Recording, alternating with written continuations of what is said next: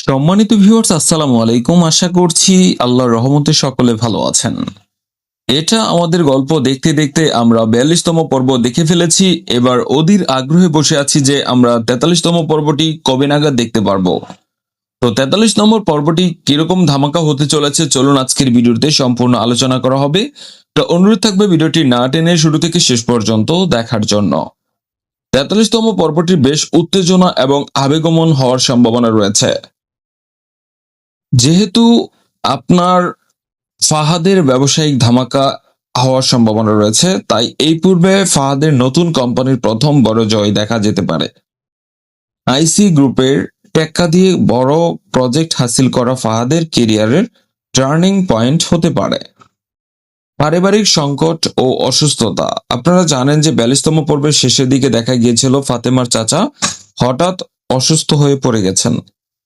৪৩তম পর্বে তাকে হাসপাতালে ভর্তি করা এবং পরিবারের সবার দুশ্চিন্তা নিয়ে আবেগমন কিছু দৃশ্য থাকতে পারে। এই বিপদ হয়তো পরিবারের সদস্যদের আবার কাছাকাছি আসার সুযোগ করে দিবে। সমীরের মনের লড়াই। আপনারা জানেন সমীর মুখে অস্বীকার করলেও তার বড় ভাই ফাহাদের সাথে দেখা হওয়ার পর সে ভিতরে ভিতরে অস্থির থাকতে পারে। সে কি তার ভাইকে ক্ষমা করবে নাকি নিজের জেদ ধরে রাখবে? এই মানসিক দ্বন্দ্ব এই পর্বে আরো স্পষ্ট হতে পারে। তো গ্রামীণ জীবনের নতুন মোড়।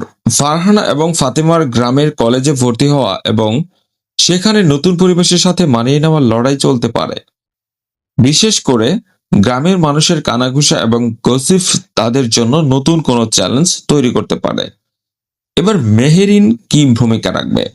মেহেরিন হয়তো সমীর এবং তার পরিবারের মধ্যে দূরত্ব কমানোর জন্য নতুন কোনো উদ্যোগ নিতে পারে। তো ভিউয়ার্স, আপনার কাছে কেমন মনে হচ্ছে ৪৩তম পর্বটি কেমন হবে? যদি আপনার কোনো ধারণা থাকে অবশ্যই আমাদের কমেন্ট বক্সে লিখতে ভুলবেন না। তো দেখা হচ্ছে পরবর্তী নতুন কোনো আপডেট ভিডিওতে। সে পর্যন্ত সবাই সুস্থ থাকুন, সুন্দর থাকুন। আল্লাহ হাফেজ।